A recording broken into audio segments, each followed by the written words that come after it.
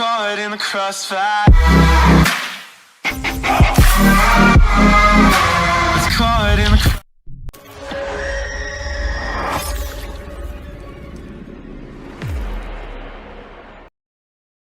What's up, guys? Lance the Obscure Movie Guy coming to you once again with another fun-filled, fact-filled video that you probably won't care about, but we're going to do it anyways, trying to change the world one post at a time. Today's video is done in partnership with Indie Horror Junkie, so be sure to go to indiehorrorjunkie.com to check out all of their offerings. The latest issue of the Indie Horror Junkie magazine is currently available, $5 for a downloadable PDF, $20 for a printable copy shipped straight to your door. There's also the Indie Horror Junkie podcast on Wednesday nights at 8 o'clock Eastern Standard Time. New movies to go over, new people to talk to, new stories to tell. And now let's dive into today's video about a possessed surfboard hell-bent on serving out justice in revenge killings. Today we're talking about Plankenstein.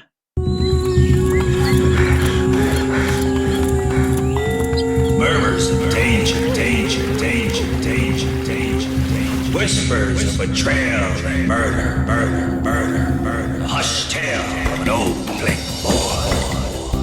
Oahu, where the palm trees sway, keeping their own time. Welcome to the 8th annual Scary Cup Classic. But once one year, paradise is disturbed by one tsunami of surfers and spectators. Hi, everybody, coming out to the 8th annual Scary Bonfire Kickoff. But this summer, Oh my god. fear grips the competition. Oh my god. This summer, bad mana rides the waves. I can't control this board! The board, Captain Plankenstein. The board is consumed by the ancient curse to protect the queen at all costs. Don't even think about it. It was trying to kill her. It wasn't me. The curse board clungs back to the true queen. With each new kill, the board becomes stronger. For all I care, you can all die. This board is deadly, deadly, deadly, deadly, deadly. I just thought Hawaiian myths were silly myths. This board has bad mana, bad mana, bad mana, bad mana. Now I'm not so sure. This board must be destroyed, destroyed, destroyed, destroyed, destroyed. That board, it's not human.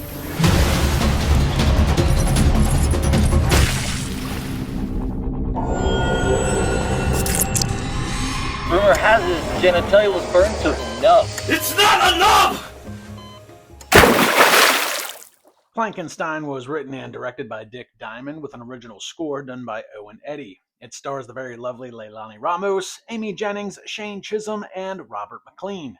Tells the story of a possessed surfboard killing innocent bystanders, well, maybe not so innocent, but innocent bystanders on a beach during a surf competition weekend in Hawaii. Now, if that sounds ridiculous, it's because it is, and it's supposed to be. This movie was a lot of fun. It's a popcorn flick through and through. From a fundamental standpoint, it's pretty interestingly shot with the way the videography is and the cinematography. The editing's pretty good. The special effects are cheesy, but with intent. There's a combination of CGI and practical special effects. The music and the score is done very well by Owen Eddy. And of course, there's a few original songs mixed in with Plankenstein to give it its own little musical flair, if you will. But from a fundamental standpoint, pretty well done. Not a whole lot of issues. There's really no audio issues. The acting by most parties is pretty good. Some of the sub-characters could probably use a little help, but doesn't really detract from the story at all. So from a fundamental standpoint, the movie's a lot of fun. The shortcomings are done with intent because it is a horror comedy, and it tries to exploit those shortcomings as best as possible so that you get much more enjoyment out of the film. The title sequence is short and concise without exploring too much of the background of Plankenstein, but to give you an idea of what you're going to be dealing with moving forward with this film. So the title sequence is really nice, and a really cool thing that they did with the introduction of some of the major players and characters was they would introduce the character, do a little bit of a freeze frame, and show you that actor or actress's name to coincide with the character. So I thought that was kind of nice, a little bit better recognition, especially with some of the independent films, because sometimes you watch an independent film, you're like, man, I really like that actor or actress, and you don't exactly know who they are, so you have to do some online research. And with some independent films, not everybody has an up-to-date IMDb or even an accurate one in some cases. So I thought that was kind of a nice little nod to the actors, like, hey, this is, the character, this is the actress, so you get, Lily as the character and Leilani Ramos in a freeze frame be like to let you know this is Leilani Ramos. She's playing Lily. And I thought that was just a nice little touch as a little nod to the actors and actresses. Now, a basic plot summary of this film is basically that there is a possessed surfboard with a number of soul or souls exacting revenge on some beachgoers, but not without reason or cause. So there is reasons and causes why this surfboard is going after certain people for certain reasons. But I don't want to give too much away in the plot because I want people to go see this, because the thing that Dick Diamond did with this was he did a really good job of mixing traditional Hawaiian folklore and putting it into this horror comedy. So there's a lot of exploration into the background of this surfboard, which sounds ridiculous, but he makes it work really, really well. And you gotta kind of pay attention to that background of the story to fully understand what is going on with this surfboard. So as ridiculous as it sounds, it's actually executed very, very well. And trying to mix that traditional folklore into a horror comedy, especially Hawaiian folklore, which is kind of unique in its own sense, I think he did a really good job. And then the other thing you have to take into account is, and he even said this when he was talking to me, is trying to find different and unique ways that basically an inanimate object is killing people. Which we've seen some ridiculous horror films in the past do things like that. I think years ago I did a review on Rubber, which is about a killer tire, which is actually also a pretty intelligently written film. If you actually sit down and dissect it, different video for a different day. But in Rubber, basically you have a tire that is able to kill people with telekinesis. But that's not the case with Plankenstein. Plankenstein, each kill is kind of unique in the way it's done. No kill is alike, which I always appreciate with good horror films. Now, some of the setups are kind of silly. Some of the setups are kind of basic. And some of the setups also kind of, have to correlate with one another, because a surfboard is meant to be in the water. So you have to get people in the water. But there is some killings on land as well. So I think Dick Diamond did a really good job of using, like I said, traditional Hawaiian folklore wrapped into kind of a unique antagonist as the killer surfboard, and trying to mix those two together in a unique way and in a fun way. And I think it came together pretty well.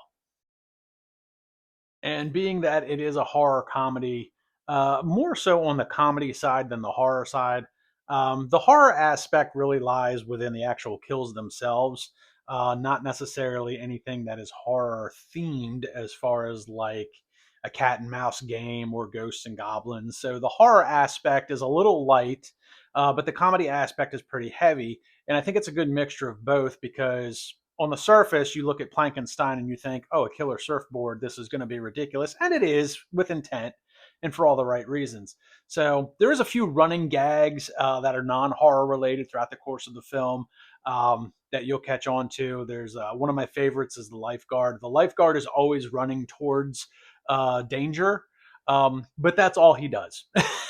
He never actually saves anybody. He doesn't actually get in the water to do anything. There's just always him doing like the Baywatch scene running down the beach. And that's what you get. Like, he's going to save somebody, but they never actually show him doing anything other than that. And I thought that was pretty fun. And there's a few other running gags throughout the course of the film that you might pick up on. And there's definitely I don't know if it's a nod, how you want to describe it. There's a running gag with certain type of food consumption. All the victims seem to have a certain thing that they've been eating, which leads to this killer surfboard specifically targeting them. And again, that's mixed in with this Hawaiian mythology that is just really sprinkled in throughout the course of the film. I think they did a really good job with.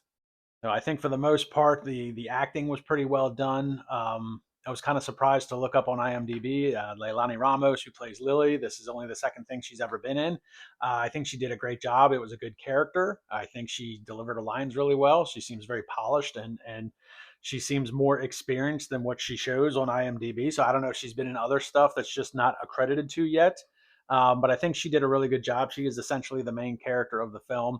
Um, Amy Jennings as Captain. I mean, her character was, you know, her character is much like, I would say, like the mayor in Jaws. Like she knows that there's a problem. Kind of like he knew that there was a shark. But she doesn't want to admit that it's this killer surfboard, just like he didn't want to admit, it's not a killer shark. We got to keep the beaches open. She kind of finds herself in the same predicament. There's a surf competition in town. She doesn't want to shut down the surf competition. It brings in a lot of revenue as a tourist attraction. So she's kind of disregarding this whole killer surfboard thing. That's ridiculous. Clearly these victims have something else going on. There must be a serial killer. So an interesting character, and kind of a nod to that old school Jaws type character, which I thought was an interesting take in how they pulled that off.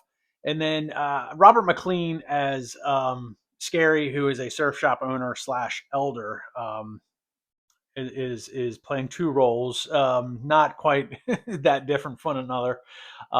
Very hilarious character, well written, well acted, and not only is he like the owner of this surf shop, he's the one putting on the surf tournament, but he's also like this elder. He has all this knowledge into why the surfboard is and all this Hawaiian mythology. He's very well versed in that, and I thought it was just kind of it's just a really funny, goofy character that I think he just had a lot of fun doing and putting together and pulling off. So the acting for the most part, there's some sub characters. There was a few scenes that, they probably could have polished a little bit better, maybe done one or two more takes, maybe delivered the lines a little bit better, but there wasn't anything that was overall like detracting from the story or that took me out of it, because I kind of understood this is a horror comedy. A lot of this stuff is done with intent, and that's what I can appreciate. If you're doing it intentionally, I'm all about it.